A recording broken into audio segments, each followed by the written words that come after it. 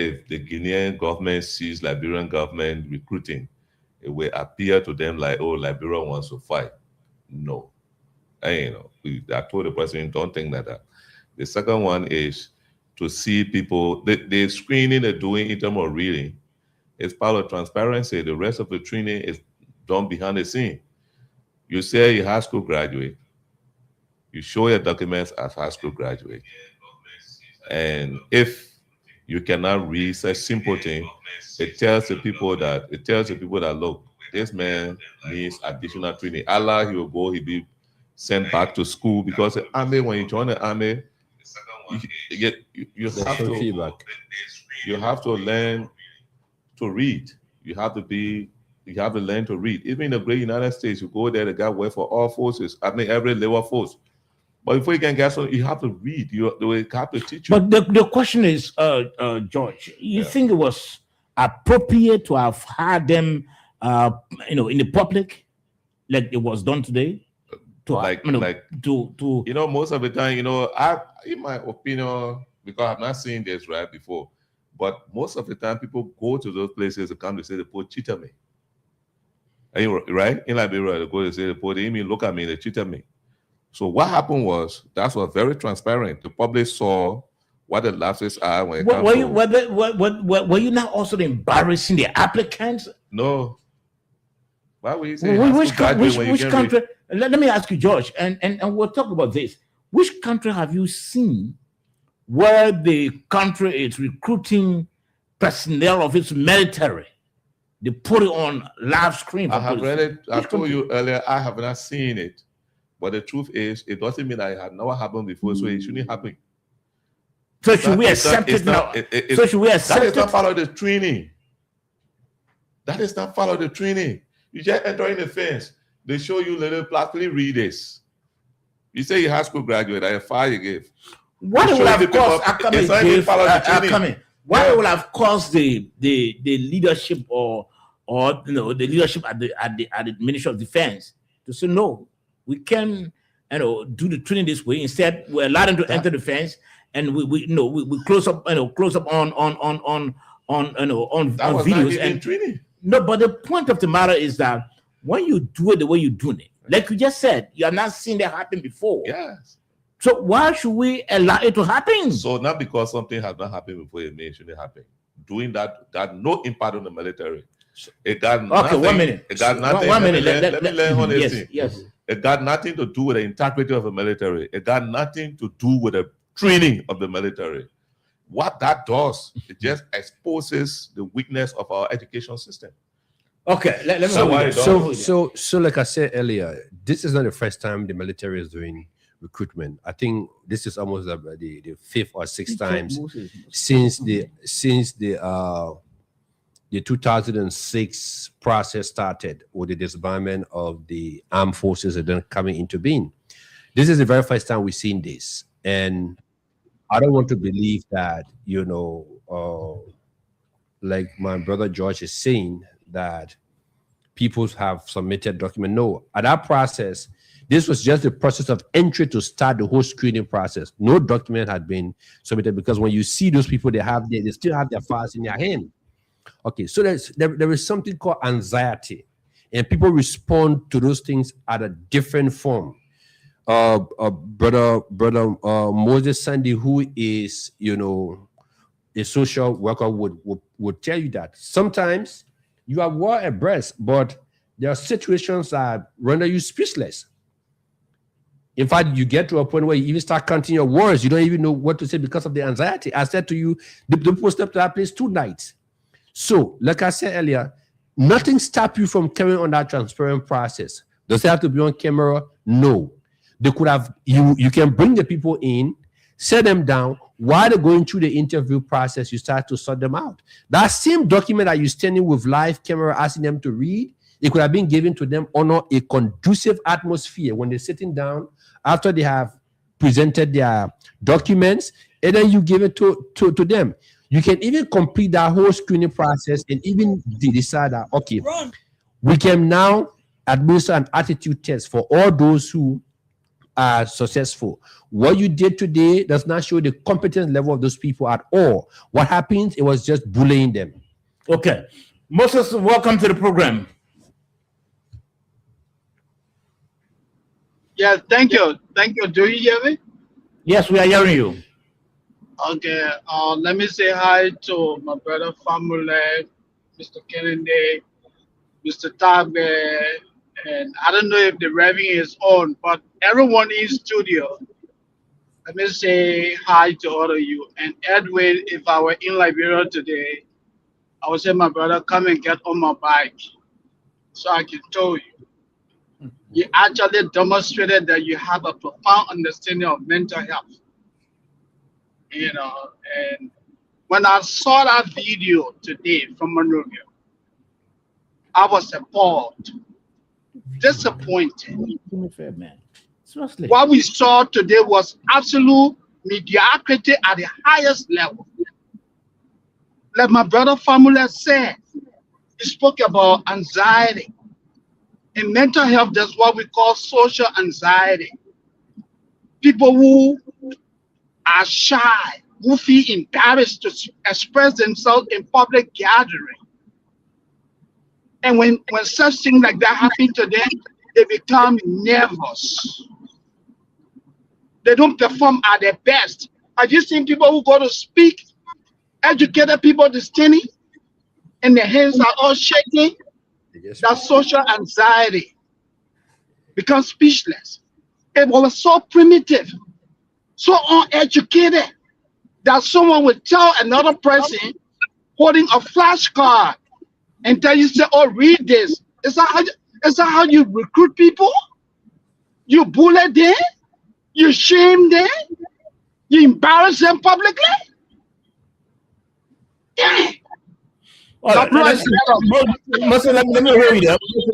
Let me hold you and see what we can have the video. You know, ever since I told our producer to get the video on, he's been processing it almost, I don't know how long now. Let's see what we can get a video. Is the video ready now? If the video not ready, I'd like to come in. No, 1 minute. Let's find a video. Let's play the video. He says it's loaded.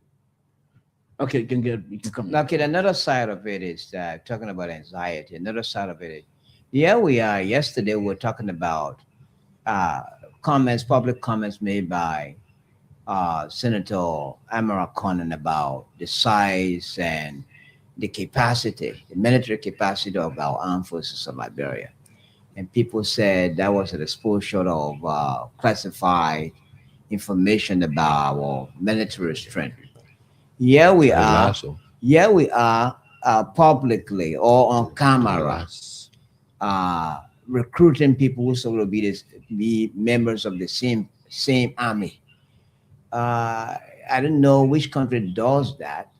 I mean, in terms of the recruitment of men and women who sort of be enlisted in the armed forces of Liberia or in their armies.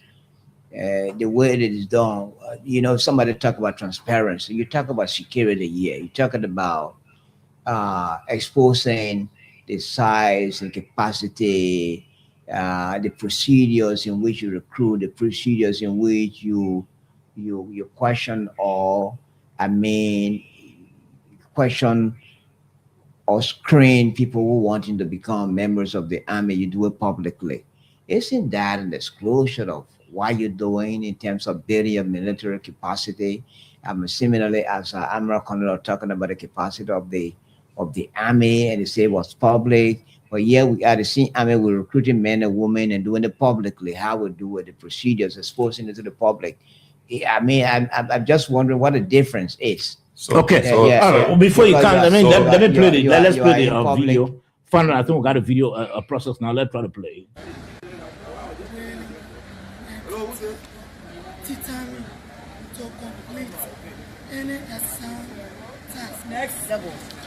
So this is the beginning of the process here this morning. My name is Faso. Here bringing this live from the Barclay Training Center here on UN Drive, Central Monrovia.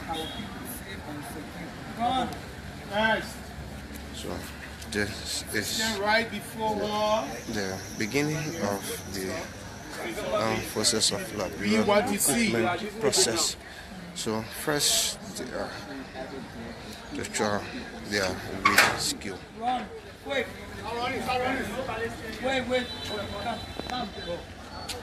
So you start to see on the card, read.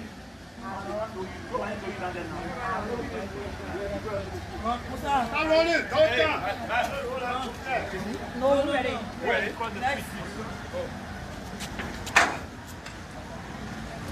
So this process is meant to Read loud what you see on the show flashcard. their Read when reading ready. skill. Give enough light for reading at night. Next. So Stand right before her and read feel to exactly read what you this see. automatically.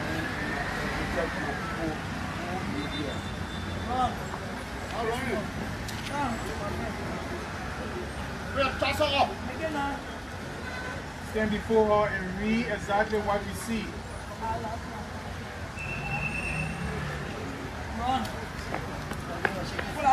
So earlier she was shoveling, so they have Stand to right allow before her her and read to loud sit, what you see on the rest flashcard. herself Read when before ready. reading.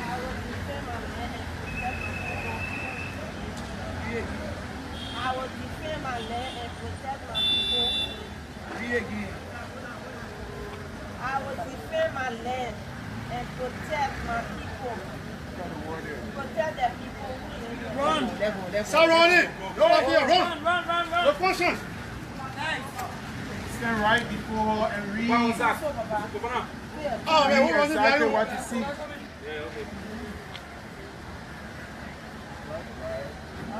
Be loud. Yeah.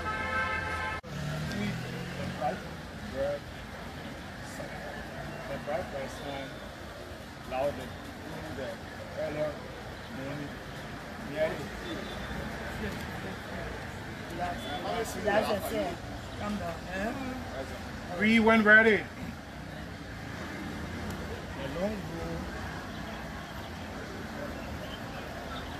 The long road straight across the country.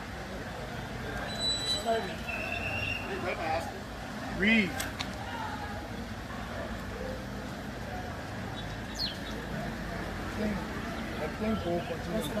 Send in one. Okay. You see what you saw here? Mhm. It's very, very classical. I don't want people demonizing the AFL in this place. What is classical? Classical. about it? Classical. Mhm. The army is the army for good. That's why they call it military for good. It's not what we had before that became fashionalized, because bulk of the 14 forces in this country were tribalized. They never went through the tactical military training. They never went through the academic aspect.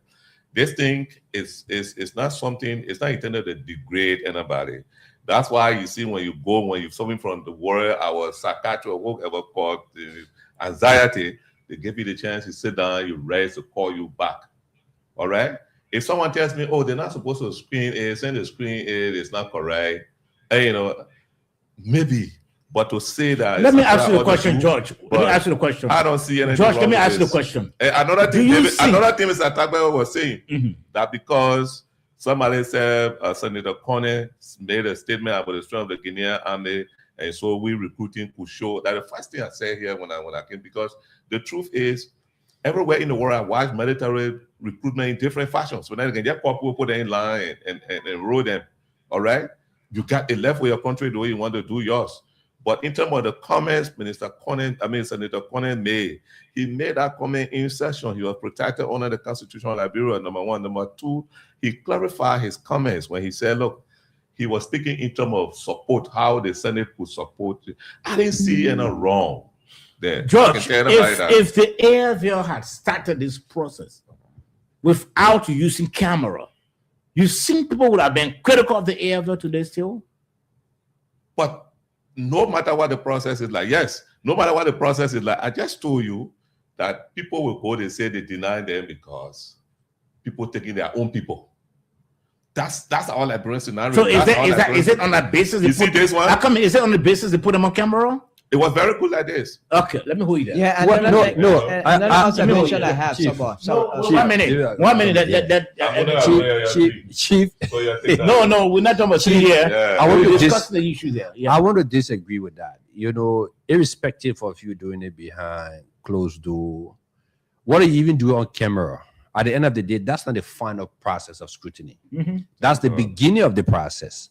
Now, what we say here is that you publicizing these people tomorrow, if they do not get enlisted into the military, when they get out there, they become bully because they have video on them on social media.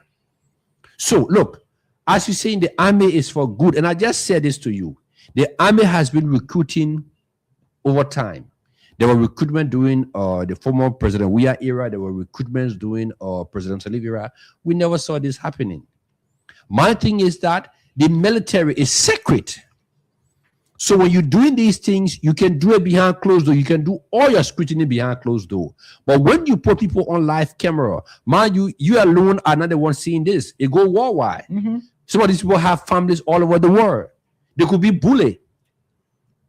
So look, don't just look at it from your from the aspect that you saying, oh yeah, they're trying to make it transparent.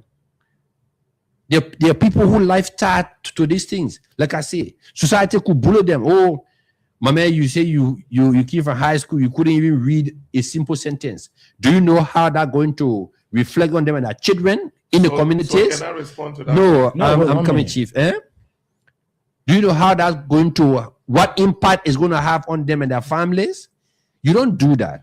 Professionally, this is uncalled for anywhere in the world. Okay. You have different means of doing scrutiny. You have different means of publicizing those things so that people can know that it's transparent.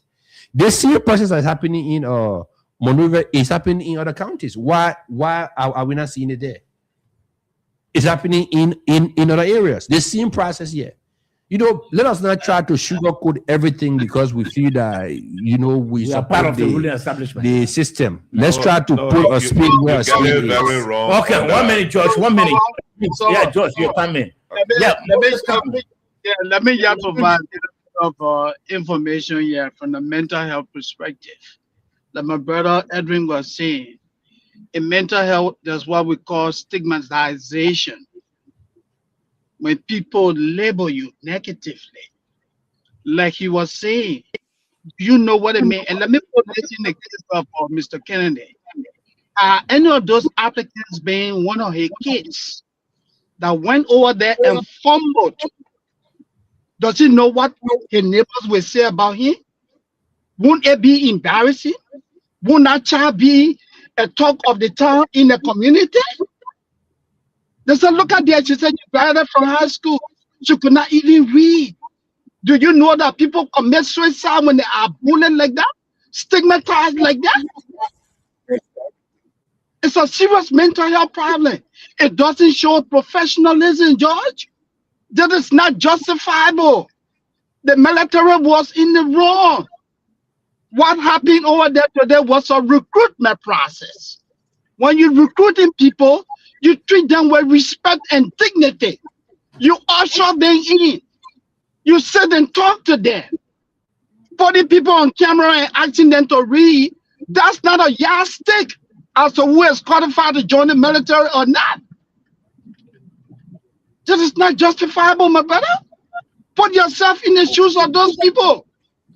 Let's assume that it has been you, George, and your wife is sitting at home and people calling her. Oh, I saw your husband, George Kennedy. You want to tell me all the bluff in the middle do it around here? He doesn't even read? Hey, George. Do that self-reflection. We can justify this. The military was in the wrong. Thank you. The first thing, All right, that way. another thing again is that, look, let us not look at it from one side of the coin. What I noticed, I had not watched the video, so I didn't know exactly how to make a description of what happened. But what I've seen just in the video tells me that many of guys who were trembling or fumbling over words, they lack self-confidence. That's it. Yeah. They lack self-confidence. You are a high school graduate. You go for an interview. because it's like why did others perform excellently and others didn't perform? Those who perform excellently mean that they have self confidence. They went with that self confidence that they can make it. They believe in themselves. That's how they succeeded. But the others who are fumbling over it, though they high school graduates, they mature, they are above 18 or they are 18, they lack self-confidence. Now, David, that's not no, Dave, let me hold you there. Dave, there's not an issue. No, I'm coming, General. I'm coming to you. Let me learn. There's not an issue about psychological. No, it's not an issue. The issue is what we are saying, whether it was proper for the AFL to have started the recruitment process in that fashion. Whether it was proper for them to have gone live with it. That's the concern many people have. Is that we'll talk about the aspect of the education. Let me come in. But it's not about psychological. Let me come in. Because we have a lot of video to play. The first thing that someone and David talked about, or George, or family, we are not members of the military. We haven't had any military training, so we don't know what. Who told you that? Okay, who told you that? Family, you have military. Who told you that? Okay, let me take about it. You know what I got military training here? Who told you that? Who told you? So the first thing is that you don't know the types of procedures that the military uses in terms of recruitment. Another side of it is that look, why it is to look at it from that context of shaming them, but it also helps in exposing the weaknesses in our. We'll talk about that. That's the part 2 of that. We'll talk about that. Let me say, George. My brother was talking when he said your family or your son or your this. If my child graduates from high school and cannot read that piece, and you are dealt with by that, it will help me. This is not America, Jack. That somebody will go just have funny and go kill themselves. No, Jack. Let me say this. What, if I think was that video depicted? Yeah, of course. What that video depicted, in fact, it sends message to those that also, that Lord, the people allow you to read something. If you can read, I love my country, I will defend my country. You can read, go eat breathing food, they say, sit down one side, relax yourself. You wake up, you come back, you read. My point here is, I don't support anybody looking at the immediate past of our conflict that will just go join the army and you can't even read one line. One line. One instruction on people to give to you, now to read it, to act on it. That's what Mr. Sandy is saying. No, that's why Mr. Fambule is saying. No. So when they go, when they go tomorrow, when they are giving instruction, when they carry on the instruction wrongly, they say the AFL is dirty. The AFL is like this. You join army, you don't know how to read in a coordinate, in a one line, and somebody want to say that Mr. Kennedy has been like this, he doesn't, the people brought the public ridicule. Don't do that appeal to me. Just discuss how you can discuss. Forget about setting me and my family as an example. Because my wife can read and write. She holds a BSc degree. That's not a coward.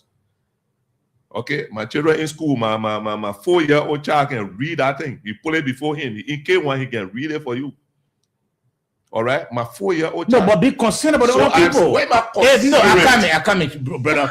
If your children can read, you don't expect that a lot of people, so why they say the post that criteria? We'll talk about the education system. We'll talk about then you go there when you don't need it. So we're trying to play another video. Reality. One minute, Moses. One minute, Moses. George, 1 minute. George. Yeah. Brother George, you're not looking at it from the perspective we've seen it. Yes, equally so, hey, Chief, I'm coming now. Equally so, we're not here backing people to go into the military who cannot read and write.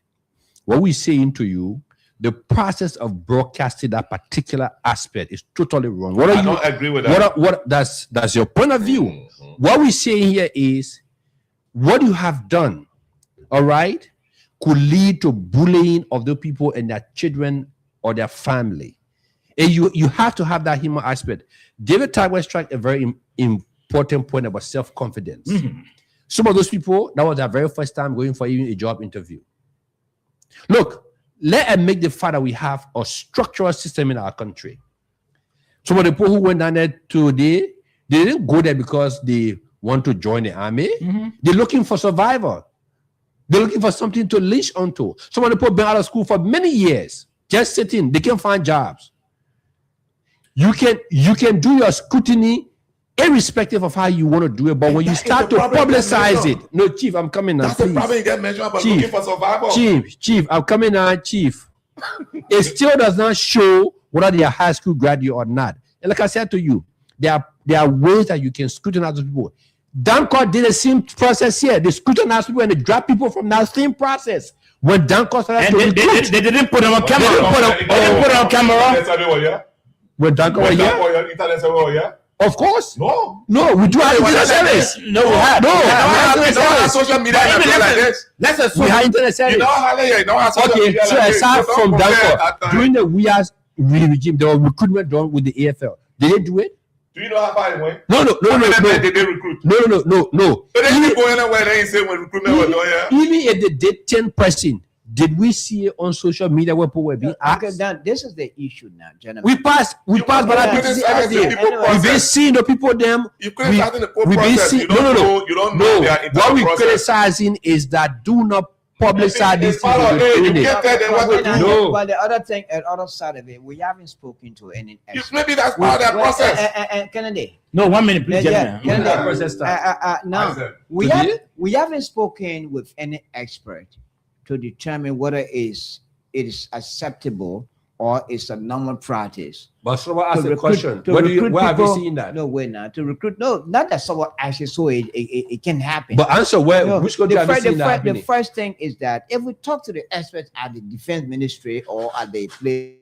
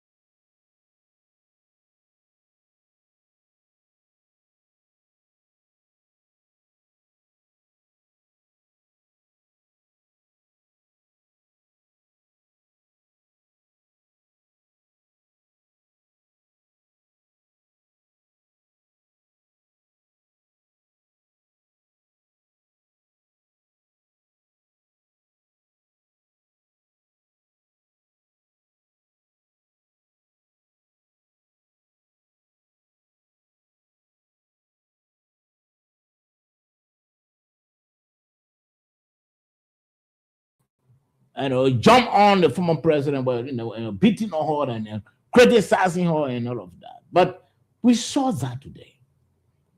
We saw how the system is very poor. That our young people who are now graduating from high school, they are just wearing the gowns and wearing all of the bulk of them wearing the graduating gowns and all of that. But it's troubling. What we saw today is troubling. Can I talk to Moses? I don't know what's happening. It's troubling. You see our young people, gentlemen, please 1 minute. You see our young people. They gave them that elementary sentences. They could not read. A guy was calling each, everyone. E-A-C-H, each. That was in that stuff. You call it everyone today. Where are we? That way. So it depends on individual student. The fact that other students perform excellently during our interview, whether it was on camera or not, it depends on individual students. If all the recruits that the interview have blundered similarly, then I would have blamed it on the educational system. Yes, of course, it's a factor. It could be a contributing factor. But I disagree that because one or two persons are blundered in terms of reading what they were shown to read, it doesn't mean that it affects the entire educational system. What I can agree with is that, look, somebody said... Well, let me ask you, you didn't watch the video. You didn't watch it. No, you just watching it. But if you have started with the process this morning I followed the process. You know how many of our students were embarrassed?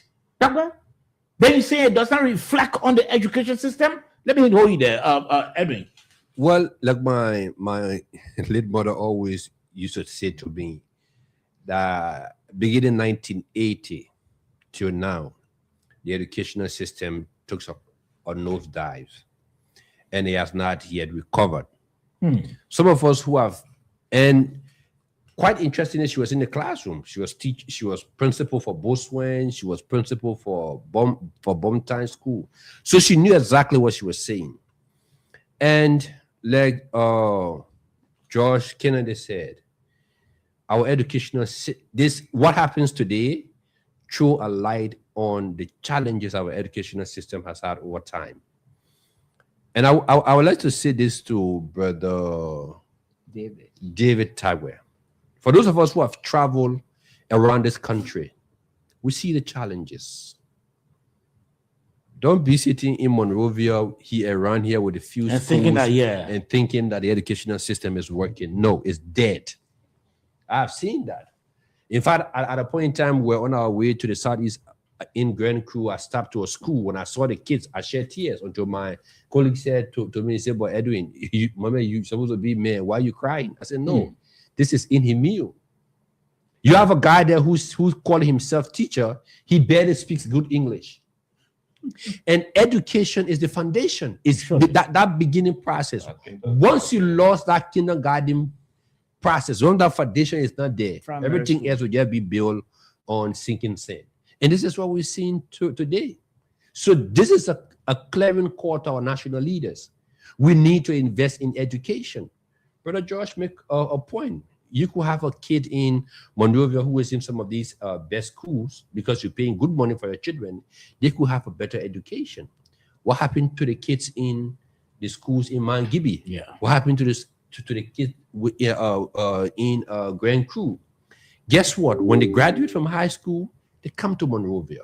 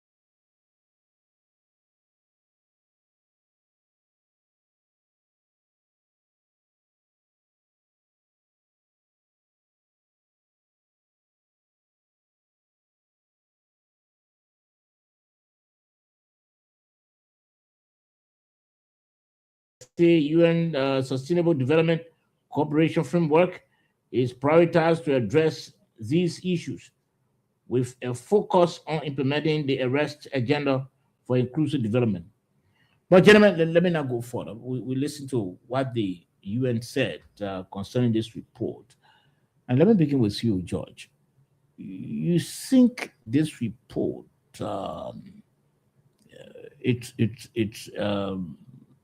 it's contrary to the existing reality? Well, when it comes to the urban areas, I would say yes. What about the rural areas? Inaccessible, a lot of challenges there. So holistically, I will accept it in good faith if I'm the government. And that's why when it comes to access, when they're talking about roads, when there is access, economic activities will boom. Once economic activities take place in those areas, definitely the issue of employment will increase. But look at what's happening. The government is the highest or the largest employer in the country. So in a country where the government is the highest employer, that country is a poor country. It's not something for anybody to miss that town on it. Private sector growth is the key, and private sector growth across the country is driven by certain economic indicators or factors. One, access, that's roads. Two, basic services such as water, electricity, and availability in those places. We'll go set up business in somewhere that no light, no running water, no road. So those are some of the issues that, as the report said, that are hampering us. And that's why, in my opinion, we keep saying it. Some people say, oh, this and that. Access, roads, number one. And once you get people can move from here and drive from here to Grand Cru, quick and come by to Monrovia, the person definitely can go and... So the report reflects the reality. High unemployment. Yeah, high unemployment is true. Okay. You will see the informal sector growth in the urban areas. But as I said, in the rural areas, how many people really living at their homes to go make farm? To go sell in the market.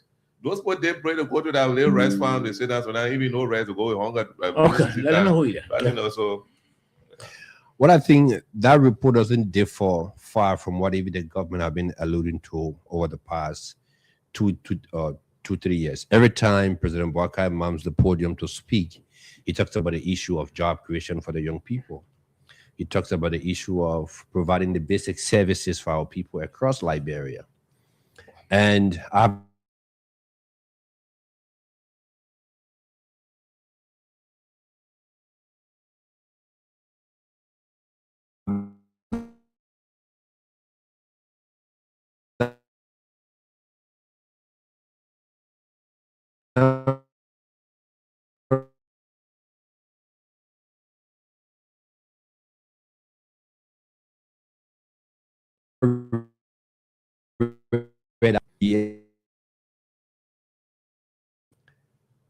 the private sector should be the largest employer in the country. But if it's the other way around, then poverty is actually high. And we've been seeing that in our country. Liberia is one country that don't have a middle class. You either poor or you some way there that you can find food to eat. Yes, based on that. Now, unlike other countries, is like, you have the upper class, you have the middle class, and the people who are all the way down to the bottom. We don't have that yet. So I think government is also looking at trying to put programs, and these reports are good because as it comes out, it informs stakeholders as to some of the challenges. And when the vice president spoke this morning, there was some area that he touched that actually, when I listened to him, I knew that they have actually identified some of these key areas. Take, for example, he talks about the issue of rural connectivity. Then he talks about electricity. How dear this is to the heart of the president, and where the president said that we have to solve this electricity problem before we leave from here. And the commitment that they have made. Now, like Brother Kennedy said, if you have cheap, reliable, available electricity, do you know what it does? a drive in investment. So someone just sitting in maybe Dubai can say, okay, if power is cheap in Liberia, I can go and set up a factory in Liberia, manufacture. Liberia has vast land, maybe manufacture or open farms where I can use the product to manufacture and supply the rest of the West African sub-region. Or even Dubai itself. Or I can produce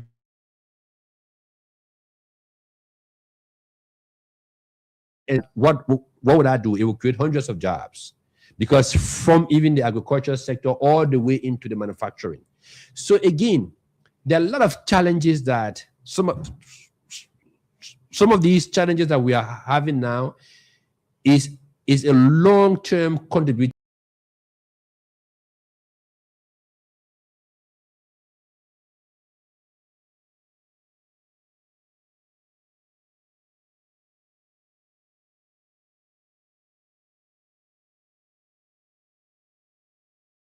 to kick in before we even have constant telecommunication. During those days, Robert George, if he wants to make call to the US, have to go to maybe LTC and sit down to wait, you know, without collect call, you know. So again, gradually, once we start to open the country, or once we start to open roads, farm to market road, once we start to provide those a basic loan to our farmers to start producing at a high yield where they can be able to add some value, we will be going down this line for a few years. But I'm hopeful that we'll pick up from there. All right, Dave, let's hear from you. So I mean, as I think Kennedy of Formula said, these reports are not meant to shame any country, or they're not meant to, you know, paint the wrong picture of our country. They are meant to guide countries as to which actions to take in improving the livelihood of their people. That's exactly what the UN and rules play a pivotal role. Like the last time we talked about farm to market rules. That means that we didn't have farm to market rules, no matter how good you are in producing food. How do you bring the food to the wider society without good rules? And you talk about electricity. Look, electricity keeps the wheels of industry moving.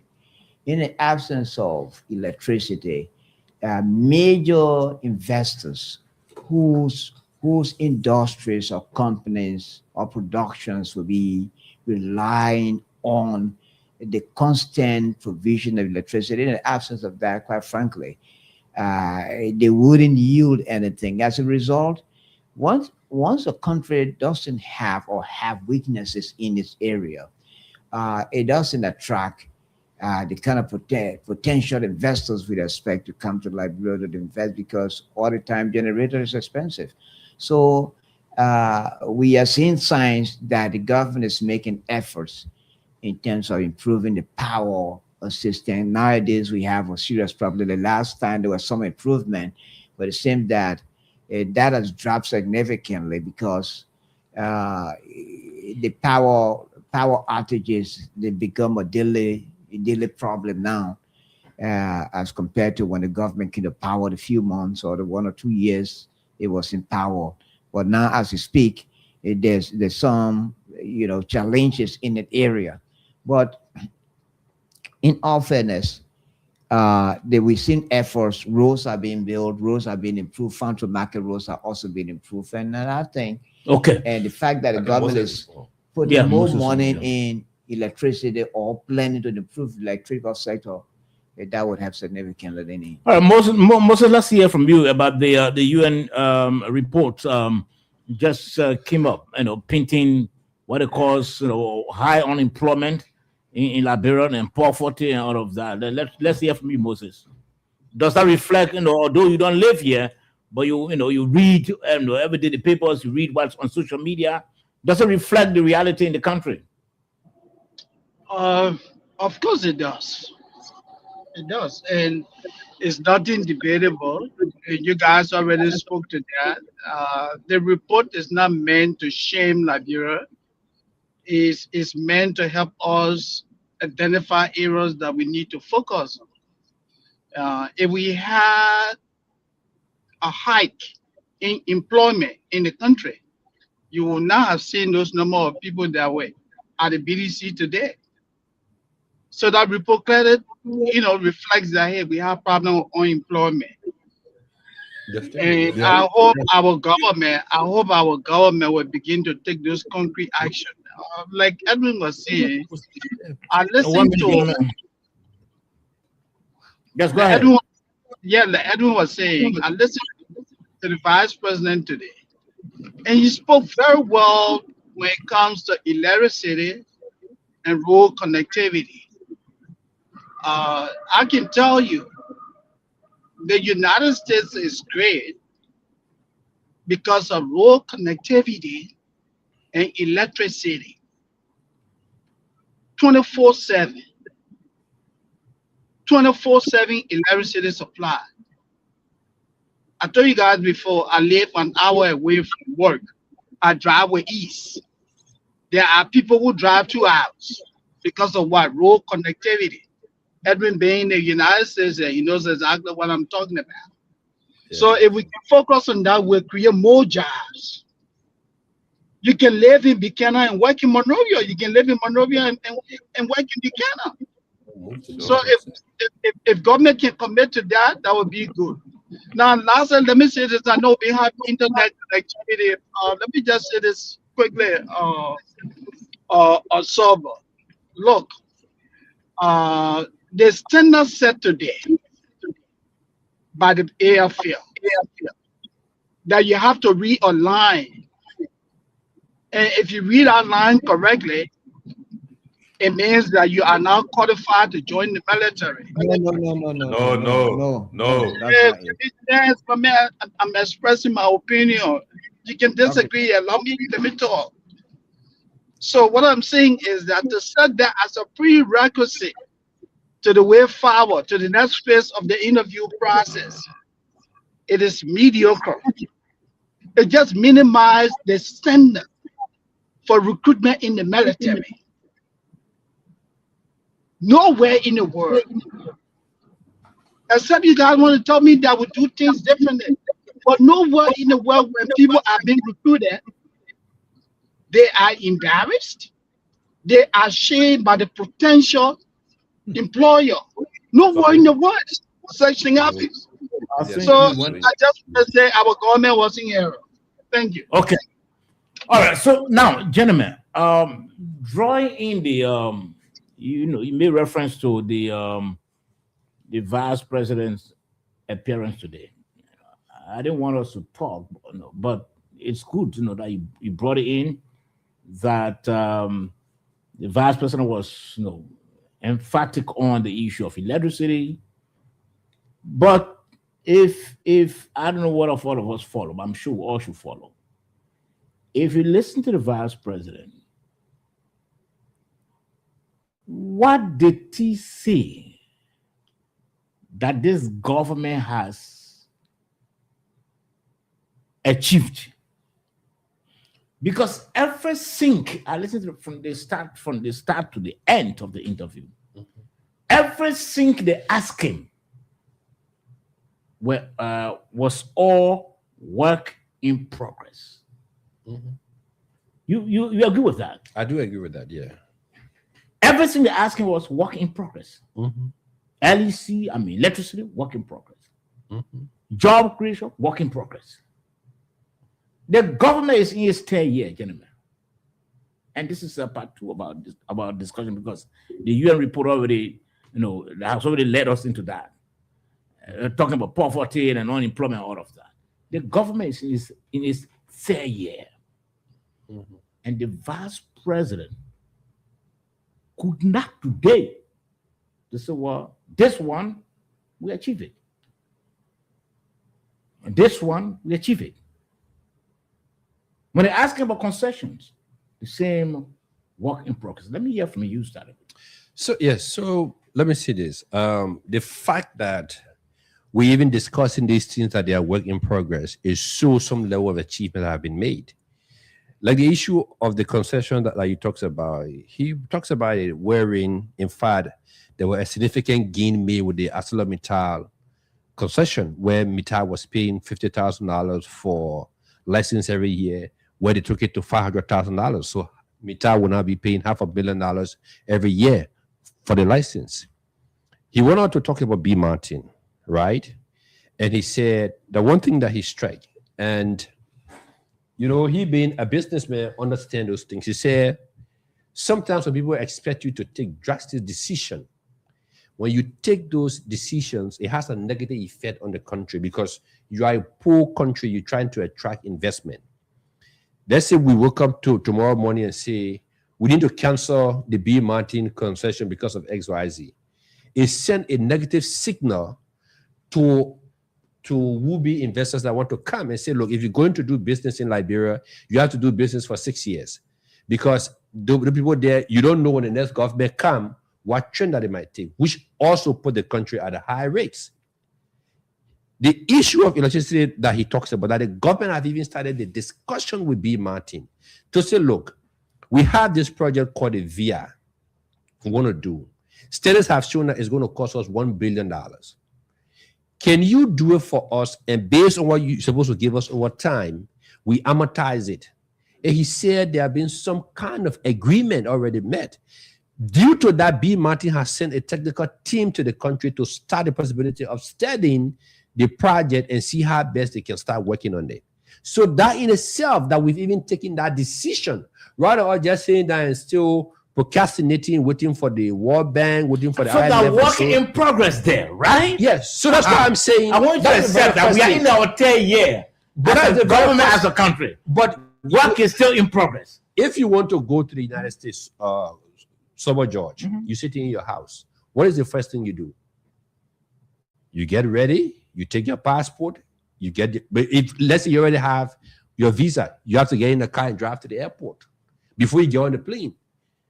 During those years, we're just saying that, just procrastinating. Yeah, we want to travel. Yeah, we want to travel. We did not even reach to the point where we want to get in the car to even go to the airport. So if we have reached this level where we are now at the airport, we are about to get in the plane for the plane to pick up, it shows a significant milestone achieved so far. Now, Dave, let me come to you. The thing is, we often tell people this administration has 2026, which is this year, and 2027. Technically, to carry out development. Technically, to maintain that votes it had before. Technically, because 2028 will just be political alignment and realignment and everybody, flip-flopping and joining different political parties. The VP spoke today.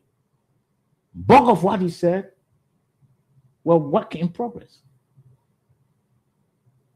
Dave, what does it mean for the future of this administration? Well, the first thing is that I'm not making a reference because I went to Rome before, but Rome was not built in one day's time. Look, if the vice president says work in progress, he's being realistic. The vice president doesn't want to create a false impression to tell Liberian people. Please find that video. The president spoke recently that all is well. Please find that video so we can why you haven't talking? No, there's a video there. We'll have the video. We just want to connect, that discussion we're having now. So the first thing is that, look, if the vice president is work in progress, he's being realistic. The vice president doesn't want to paint a picture where the government hasn't, achieved something, then the government said they achieved the thing. Government, they say working in progress. And haven't we seen the work in progress? And besides that, I don't think most of the projects being undertaken by the government are quick impact projects. They're vast, very vast. I mean, road connectivity. Look at the number of roads connectivity or road connectivity that the region is undertaking. They're vast, very vast projects and not quick impact. So if the vice president said the work is in progress, that is, the government is undertaking road rehabilitation, and the process is continuing. Okay, let me hold you there. Particular age. Let me hold you there. It's not a matter of years. Okay, let me hold you there. Continuity. Let me hold you there. At the end of the day, the roads, even if the government doesn't complete most of the big roads, the next government will complete them. Okay, let me go to Moses, Government and is then I'll continuing. come to George Kennedy. Moses, I don't know what you did follow, but bulk of, in fact, what the VP said today, that points to the fact that works are in progress in the country, and we are in 2026, 2027. That we often calculate that's the appropriate time. The only remaining time for the government to really do carry out or develop on its promises, because 2028 will be a lot of a political year, and then 2029 we'll go to election, whether we'll retain this government or whether we're going to vote the government out. Now, from what the Vice President said today, almost everything work in progress. We've been discussing, because one of the things he also said was the issue of the economy, the issue of the business climate. Liberians are fronting, according to him, fronting for foreigners. And they are working again to see how best that can be addressed. Moses, with what the VP said today, what do you think could be the future of the Unity Party administration come 2029? First, I think the Vice President was very honest. He was very honest to speak to some of those core issues, because had the Vice President been some people who just want people to follow, just follow. Some of the things that the Vice President spoke about today, they would not have said that. They would have come and painted a different picture about what is happening in the country. The man was able to clearly lay out some of the challenges of the country and what the government is doing to overcome these challenges. And so I think we should applaud him for that. Now, time is not on the side of the government, because realistically speaking, they will make effort this year. We got a few months to go, and then in the twinkle of an eye, we're going to have 2024. When you have 2024, now what's going to happen? 2027. Thank you, George. When you have 2027 kicking in, and the government now is beginning, because I strongly believe that this government wants to rerun. So the government now will begin to strategize as to what needs to be done in order to make a comeback. So now is the time to catch up on those critical things that need to be done. Other than that, I have the time. So, for example, the yellow machine situation, right? This thing been lingering since 2024. The machines came in, segment of the machines came in, and we still have segment in the Ivory Coast. We're still raising money here and there to even initiate the implementation of road construction in the country. Until 2027, that's when they intend to kick off. So when you kick off in 2027, how many roads will you be able to construct that will give the Liberian people say, hey, let's get this man another 6 years? So there are a lot of things that need to be done. And I hope the administration can really prioritize some of these things and begin hitting the ground running. Time is now on the side. Yes. Okay. Josh? Yes. From my understanding, Mr. Family here is a technician from LEC. It could take the country around 4 to 5 years to build a hydro dam. Of course. So the first thing is to raise the money. That's a major thing. That is why they own MCC, all the fundings going around, getting this agreement, talking about BA Mountain, to getting World Bank, to getting government Liberia's own support through budgetary allocation. So for anyone to think that the government is building a hydro in this first administration, that I rule it off. But will it be almost a completion point if I were to raise all the money before that time? Yes, I would say so. So maybe somebody could say, oh, this is another honest opinion from somebody else. So I know that the issue of hydro for now, the 2029 will not be completed. But if all we start soon, A significant portion will be done. significant portion will be done. All right. Apart from What that, about? And I'm dealing with them one by one. Yeah, go right? ahead. So what about the issue of businesses, investing in businesses? The vice president was very clear today that the government is setting aside a fund to give it to to give LBDI. it to LBDI, to Liberian Liberian Bank. businesses. Yes. So they can credit. But he said the challenge that they have is most of these Liberian businesses you see around, they are fronting for foreigners. Foreigners, yeah. So they are going to go to the Liberian business registry And identify to all identify the actual Liberian Liberian ownership of businesses, to invest Liberian money into them. That's another issue that may take few months or whatsoever. Okay, thank you. Let me hold you there. So, Yes, you completely. Let me hold you there. Now, gentlemen. No, yeah, No, I'm coming. Gentlemen.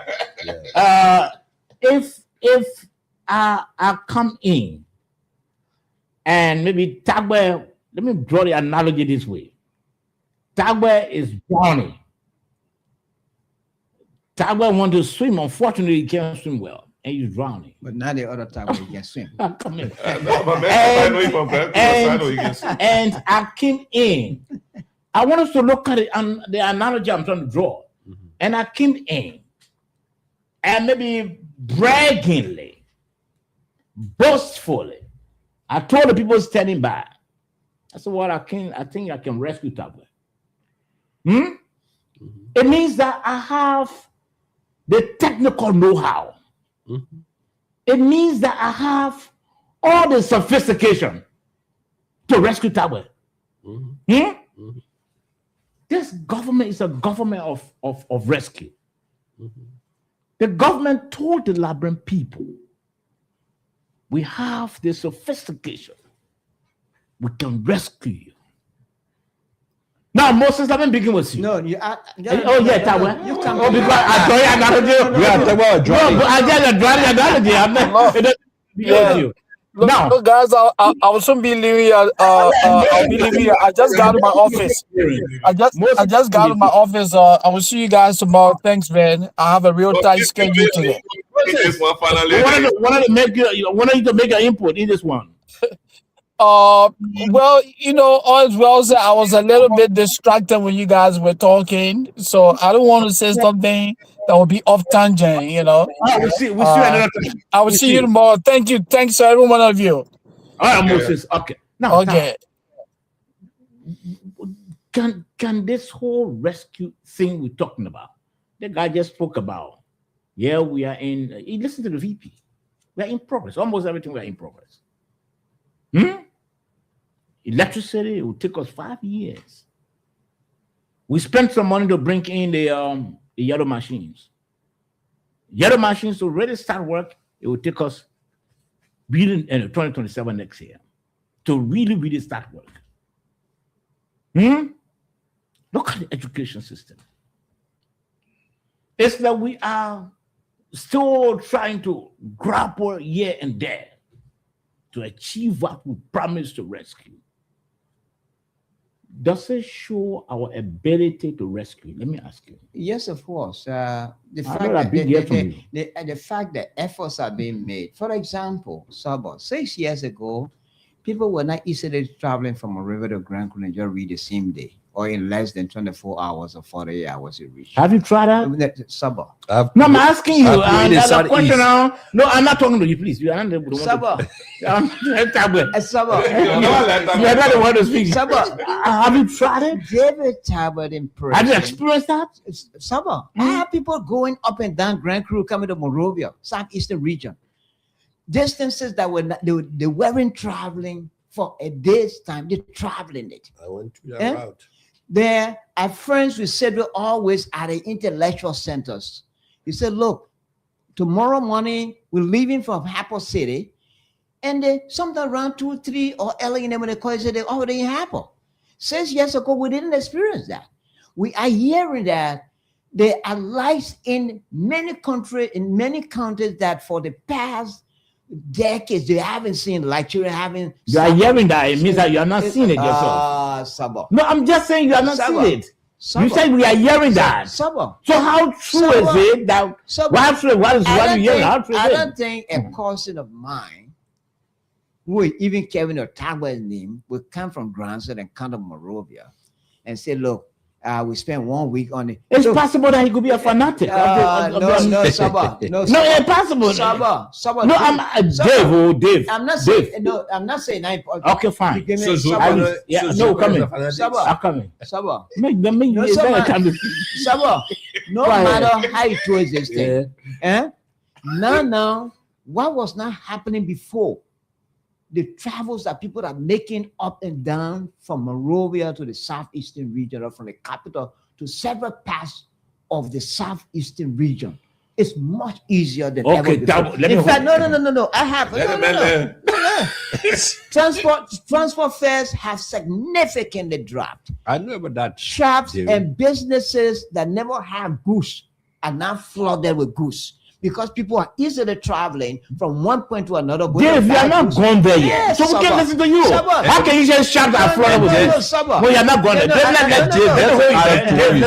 Just what you say. All of you be adding it. That's how I'll be detaching you. I will subtract. In the next 1 year, economic activities in the southeastern region is going to boom.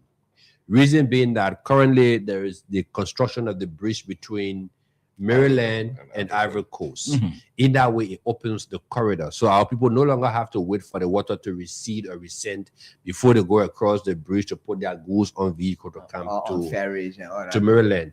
As he was speaking, I started to calculate. Right now, there's a mini hydro power plant being built in Sino. There's a solar plant being built in Sino. Work in progress again. Sino is currently being electrified. I mean, I'm asking now. No, it's currently ongoing. Yeah. So if you call now in Grand Says, if you call in River Says, there's power in River Says. On our project called CLSG RE. We have electrified portion of the interiors in Sino, in River Says, in Nimba, in Grand Bassa. So he's 100% right. But let me come back to your question. Look, governance is not a magic wine to say, well, because we spoke yesterday, say we're coming to rescue, so we just wake up in the morning and just shake the bottle, and then the whole country turn into silver and gold. No, it doesn't happen that way. When you're outside of governance, you see the missteps. You will not know to the effect of the damages being done by the current government or the extent until you take the aim of power. Okay. When this United Party government took over, everything was. It is when they saw the extent of the problem. Because at that time. So initially when we were out there, I'm they telling didn't see the extent. Not Chief. No.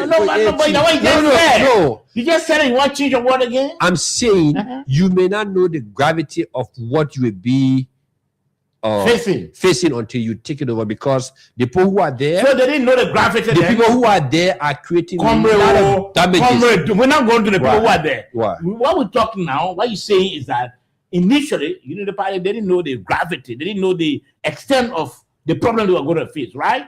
They know now. They may have had some level of understanding, but they don't know at the depth at which it is. Okay, take for example the whole financial management system. How was it done?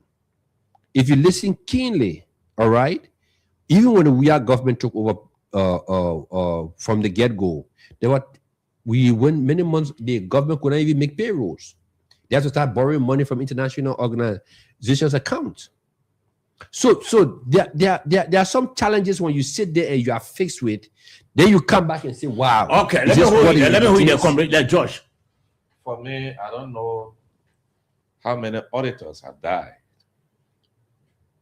Is that the route you want to go about auditors' deaths? Those are some of the rescue. So you rescue the audit section. The lives of auditors, anti-graft, people who work for anti-graft institutions, their lives are now safe. Now rescue. Okay. No more the government of Liberia will go in Central Bank or our reserve and just borrow money in the 3 million or whatever. No more taking donor funding. No more. I come in. That's some of the rescue. No, it's not the main term. I don't want to win there, right? No more central bank official will die only because Matthew Innes, only because he saw something going on and he refused. No more. Nobody gonna die. You rescue that. No more potholes in the central city of Monrovia. Where? You Don't drive in say it. that. Say it now. Don't say say where? Call where? Driving across. No, Where? I potholes. said central city. Say across. No, but that central going on. Central city is Central only- Monrovia is- No, wait, now, wait, it's come all- on. Come on, wait. Wait, let's go. No, Go let's go. across the bridge. Let's go there. Then you will leave in the hole again. Look at that. Because you see Where massive Vata? road Where construction. Vata? You know how many You see cars massive always- road construction going on. Come on, wait now. Come on, don't say There is things. no potholes No, in Vata. wait. Don't say When they things talk that. about pothole, it's not in Vata. Comrade. You don't travel that route often. But I wear every day I can No, you don't travel that route often. Vata, no pothole. What's the interpretation of pothole? That whole Oh, place when hole is in the middle of the road where the car can bounce into. It's not Just a few nights ago, where. a calling car, the tire, all tires jump on it. But You don't have potholes there? maybe he Yeah, was all surprised. times. So let's go. Let me tell you the rescue. Okay, I got a video to play, please. I got a video. Yeah, to play. but wait, let me learn that. No, but I mean, you threw it out. You are threw it out. Let me Look at video, that. yeah. video. Almost everything we do, you follow to some extent. But we still have to tell you that Liberia is there, it's well. Things are moving very well.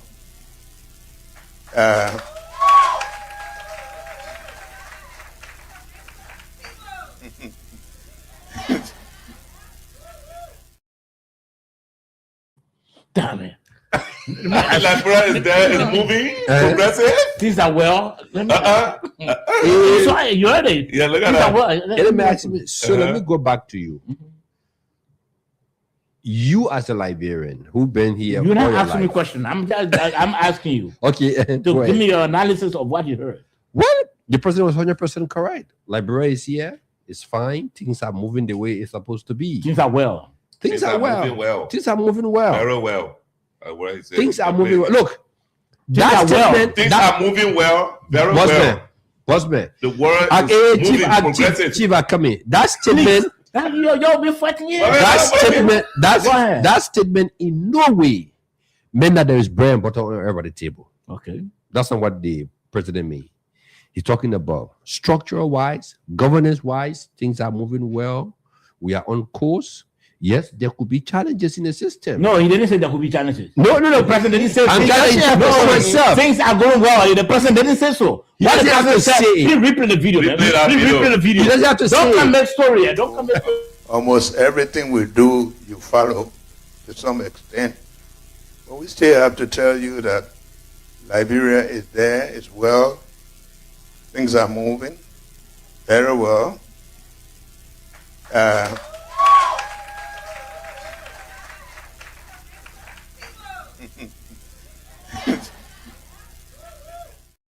It is not your coming. term. Come Why you continue up? No, there's the end already.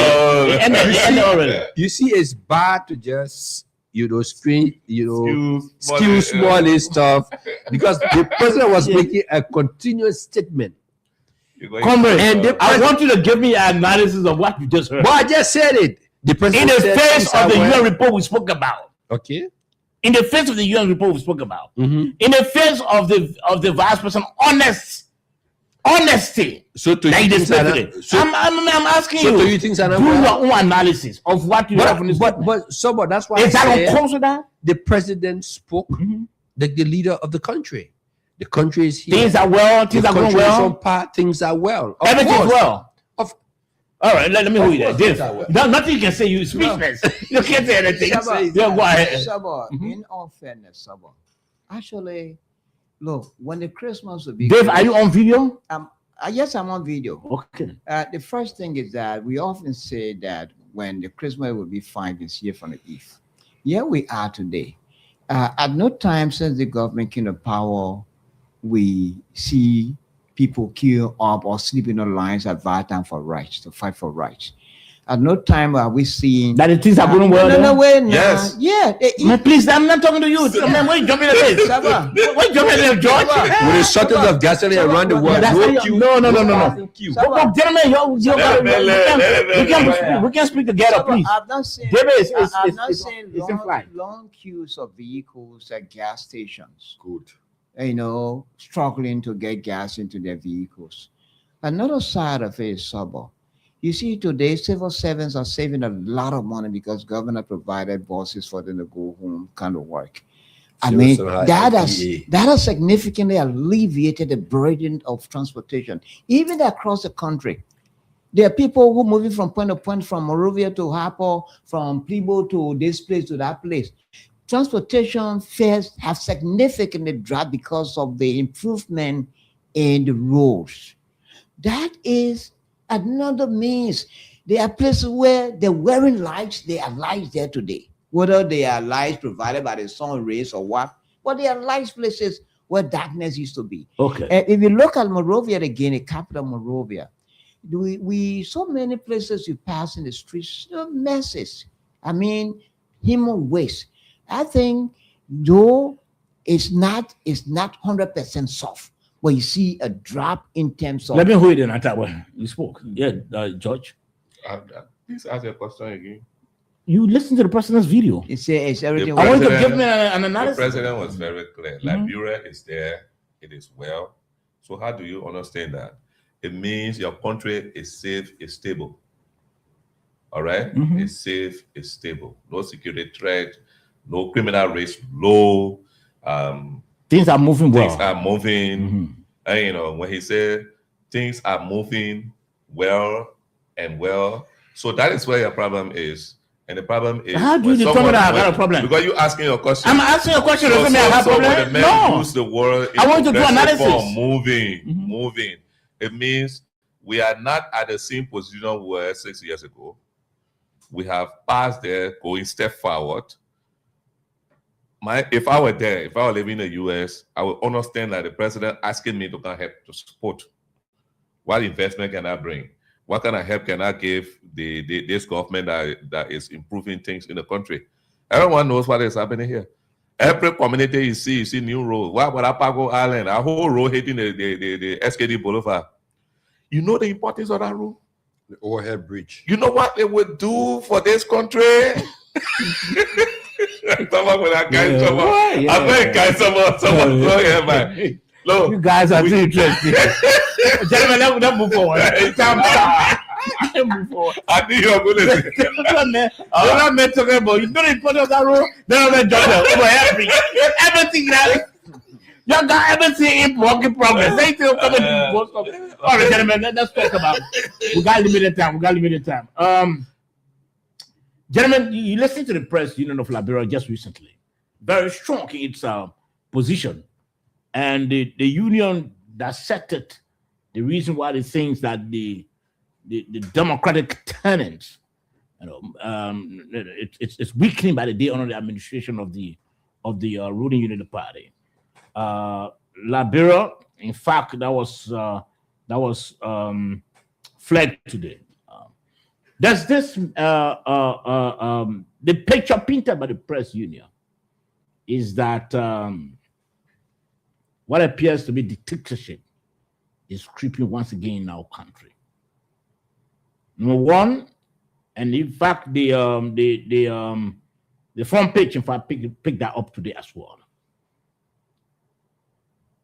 What they sum up to mean what they call dictatorship. Number one, they made reference to the PEL made reference to the arrest and subsequent detention of Prophet Key, the recent expulsion of Yeka Koluma, the ruffling and arrest and detention of some students at the time during our crisis or during their protests. Those are all major happenings that they've summed up to be dictatorship that they said is now creeping under the watchful eyes of the rescue administration. Dave, do you agree with them? Well, I wouldn't say I agree or I don't agree. Yes, there's some weaknesses. I want you to be honest in this, Dave. Saba. Yeah, I need to be honest. Do you want to remotely control? No, I want you to be honest as well. We got limited time. Go ahead quickly. I know you want to hear what you want to hear. You want me to say what you want to hear. But the thing is that let's define first of all what is dictatorship. Dictatorship is where the rule of law is suppressed. People are not given due processes. The president gets whatever he wants. The president has absolute power. No one disagrees with him. That's what dictatorship, where the government, the sitting government oppresses the opposition. Figures have been arrested because of what they said or what they think about the government. So dictatorship, it depends on who is defining it. As far as I'm concerned, people are being given due processes. For example, today we have the former finance minister going through due process. The last time we have Yeka Koloba giving due process to bring a lawyer, and Yeka Koloba is left with the option to pursue his expulsion in court or not. It's left with him. If he goes to court, you'll be given audience, you'll be given a due process. So we have a system of rule of law where when people err, people that are suspected or accused of committing crimes or economic crimes or whatever crimes, they're given due processes. Today, our Capitol building was set fire. Those who were accused are also undergoing investigation. The students are protesting through the legal process. The student protests, I understand the police is investigating what must have been the cause. And I can remember that, elements in the police force today, whenever they ethically transgressed, they face the consequences. We've heard about so many police officers being suspended or expelled from the force because of their behavior. And some of those people, they're given rule of law, they're given a due process.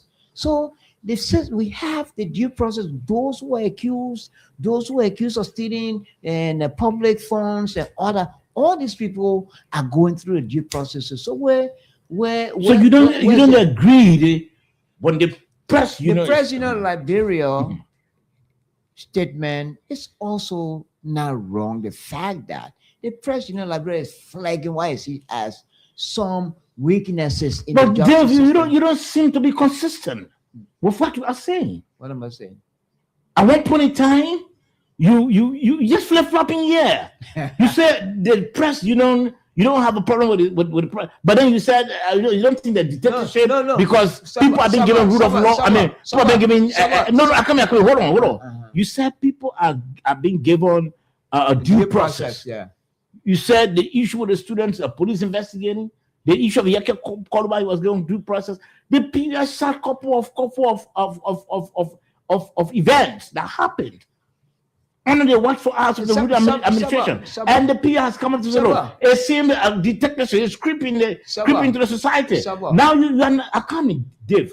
You seem to be very tittery. You wavering. You're not consistent, Dave. Let me hold you there, man. Dave. But the point is, Dave. When people ask you question, you are concerned whether your paymaster will have problem with what you are saying. No. Someone, let me learn. I haven't learned. No, you learned it. You learned it. Let me hear from you. That's a cheating. Dave, let me just help you. You learned it, man. Let me say this. I think Julius Kanava, who is the president, haven't lived or seen what dictatorship is. Because to equate a government, a democratically elected government that have respected the norms of the governance structure, the separation of power, to say that dictatorship is creeping, I wonder where was Julius when Samuel Kayando was ruling this country. I wonder where was Julius when Charles Taylor was president of this country. What would he have said if we were to go back to those times? You see, when you bring in isolated cases, no, comrade. I will beg the chairman. Yeah. So you are trying to justify what's happening? I'm not justifying what is happening. But the PL is not right. I'm coming.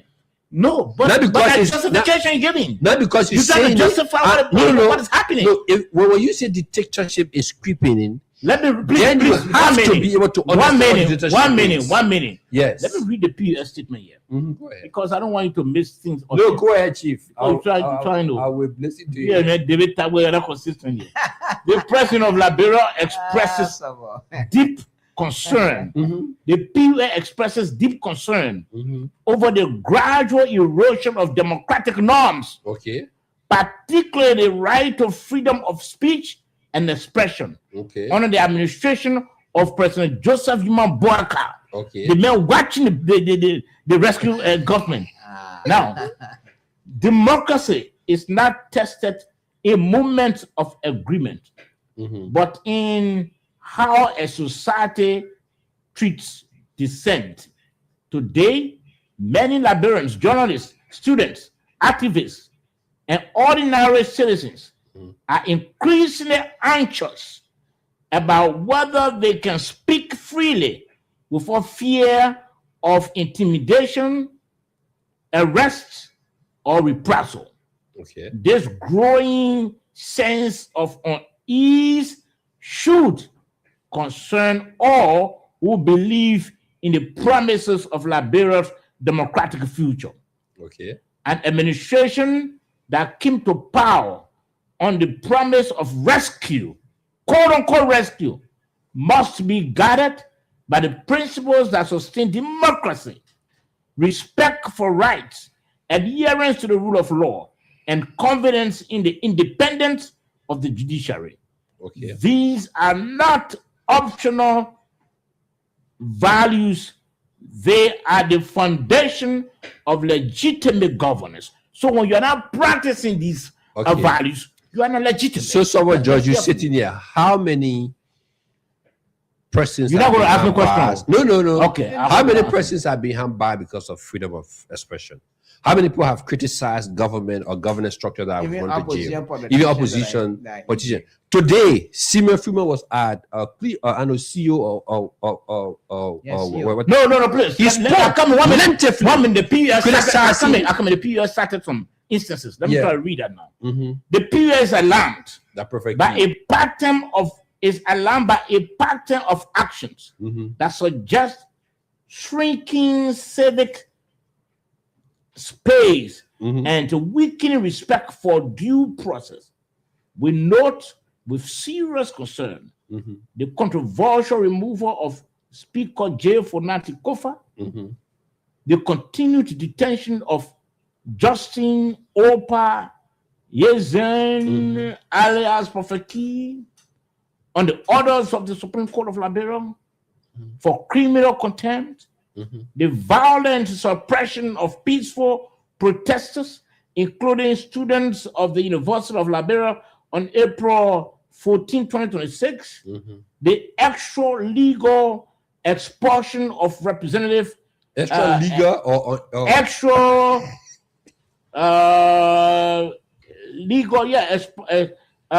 expulsion of Representative Yeka Koluba by a small majority of the House of Representatives for expressing his opinion on the occupation of a piece of border land.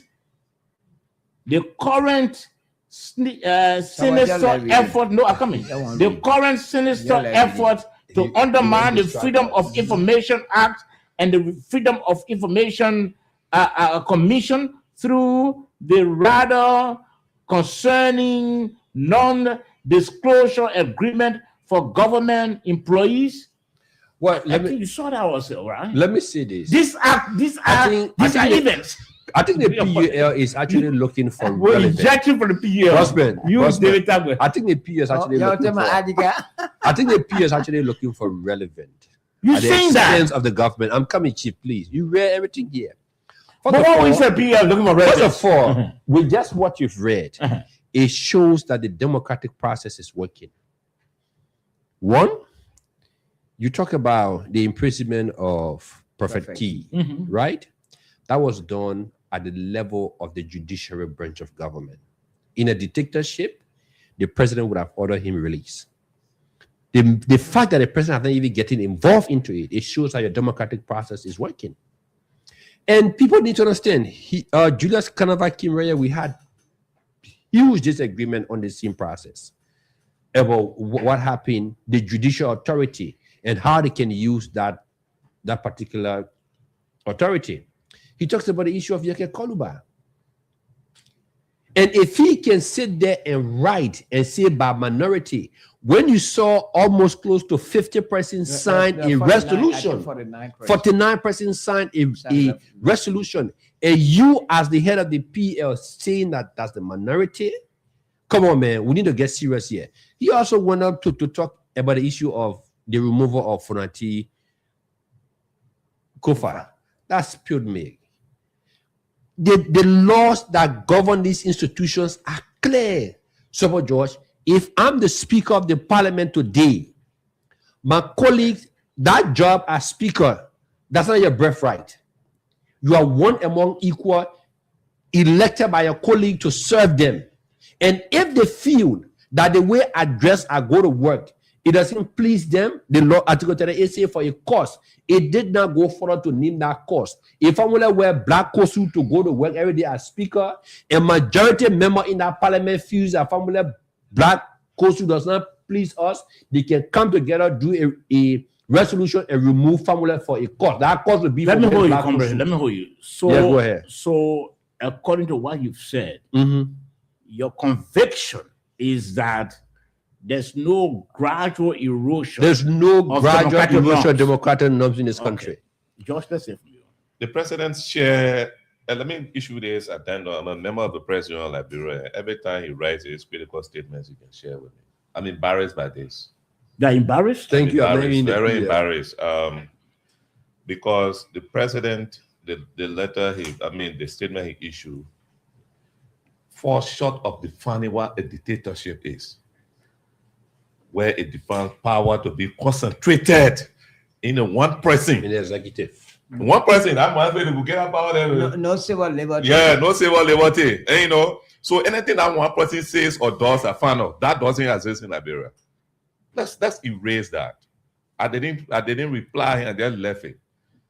Because I know this type of statement, the kind of embarrassment that it brings. I can see the reaction in the public glare, how embarrassing it is if I on his part.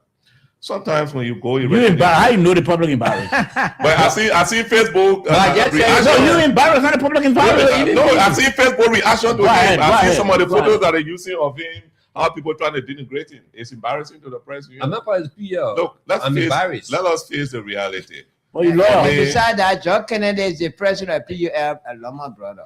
No, apart from Loma brother issue, I supported him, and he respects me a lot. He calls me senior brother, this and that. So I'm not trying to tell a guy his statements that he writes, but if you write a statement by fire, you should take it. Front page Africa will definitely lift it because Front Page Africa is not a pro. It's not a newspaper that will say and beat their chest and say this comment doing this. So we're not here to advocate or to fight to beat them up on that. The truth is, when a judicial action is taken by the judiciary, dictatorship doesn't do like that. It will come from the presidency. When Mr. Fambude just said it, I didn't really want to repeat myself going to Yeke Koluba, expelled by 49, which constitute 2/3. The men will have just taken up the number, and do the mathematics. You're coming to know that 49 people are 2/3.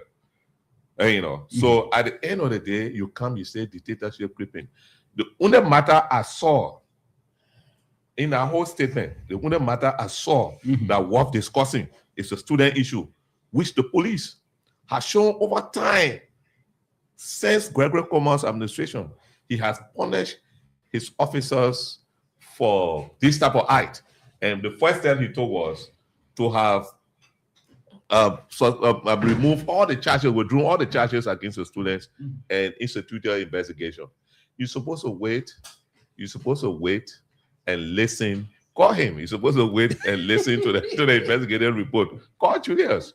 And with debate the issue, no, call him. Yeah. I'm taking call from somebody else. You got problem, George.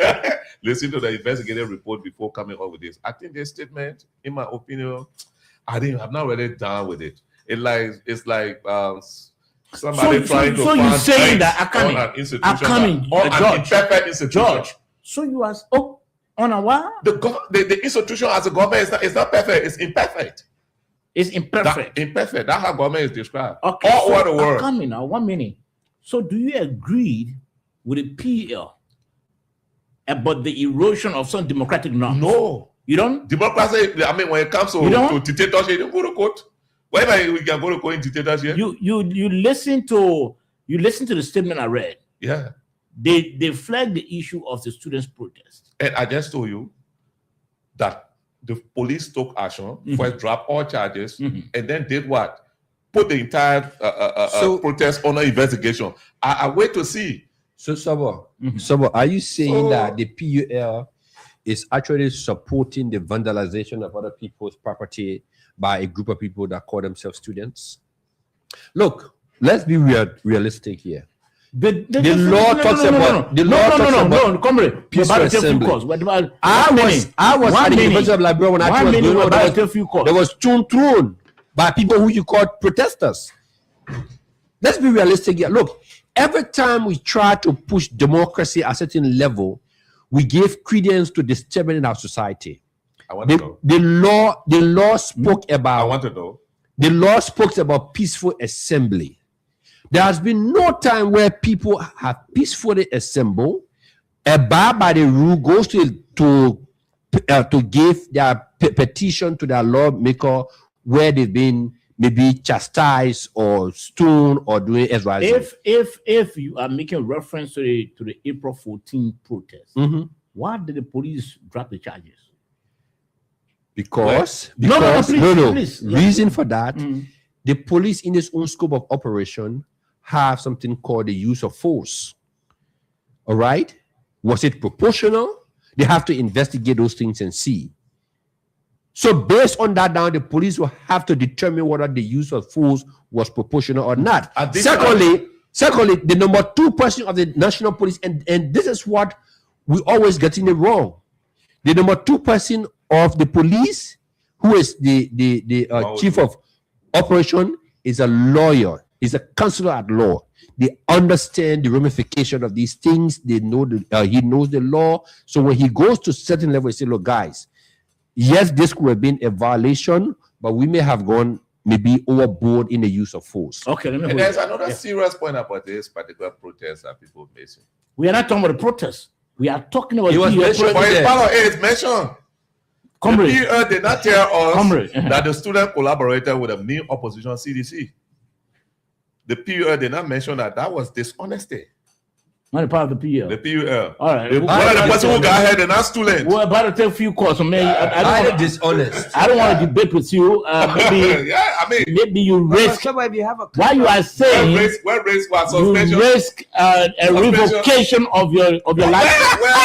077. In fact, then that's dictatorship now. 0778.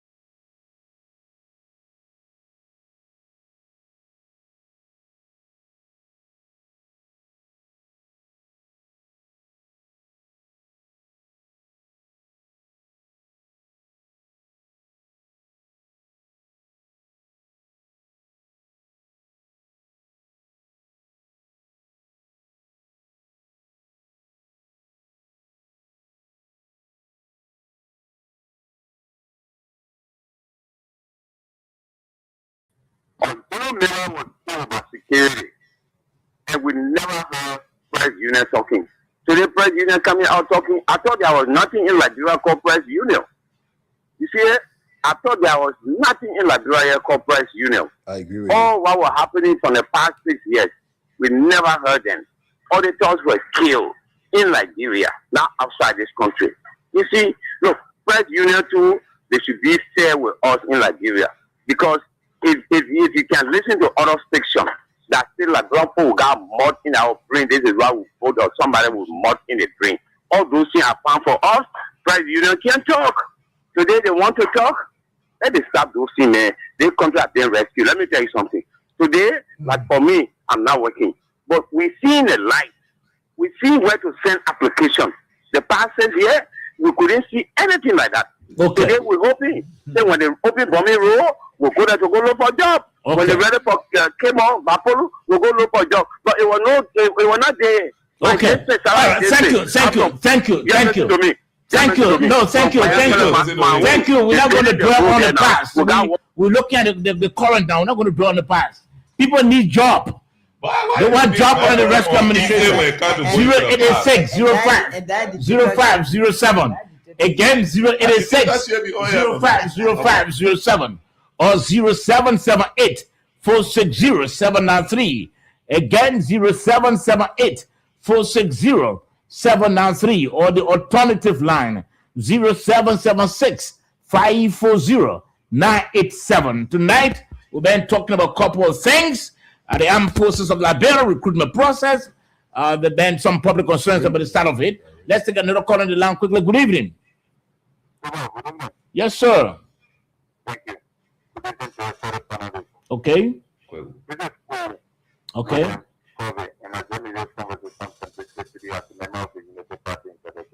Good.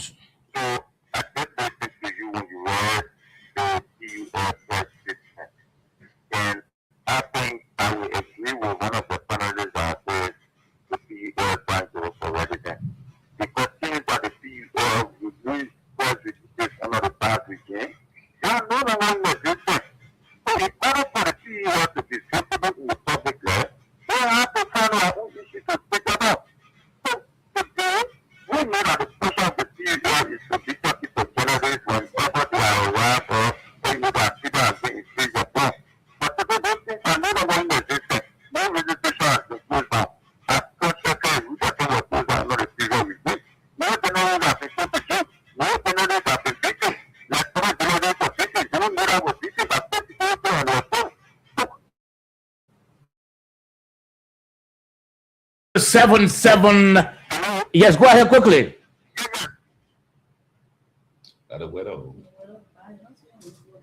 Smorina.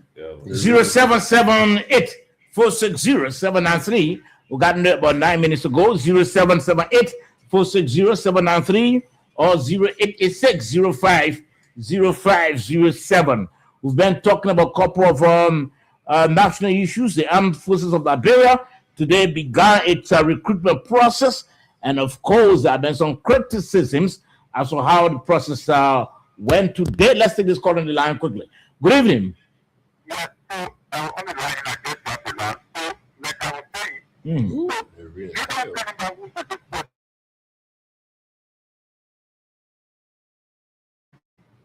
Yes, go ahead quickly.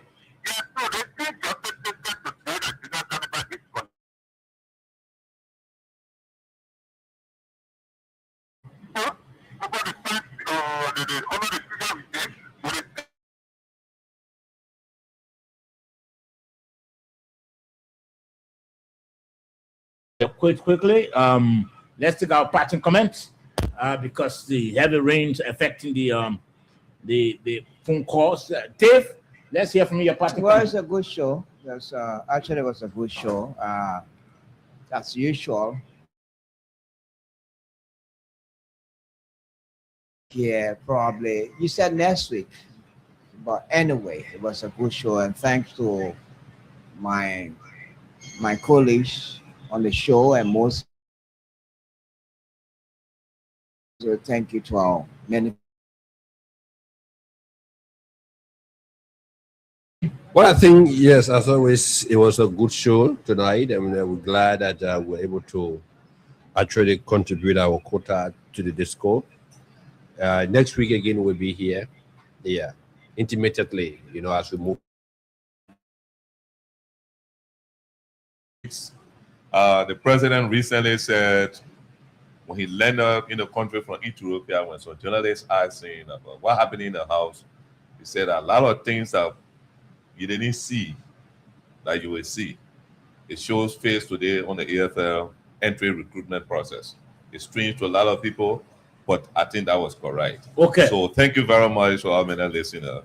And I believe in you. We believe in you. And good night. All right. So thank you. Let's just recognize a few of our viewers. CM Downey say you've been watching from Nimba.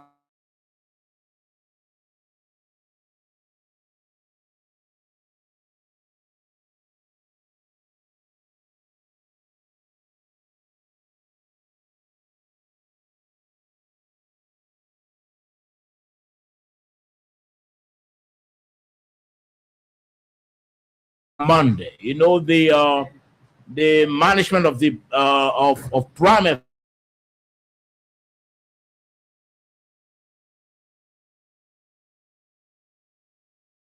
structural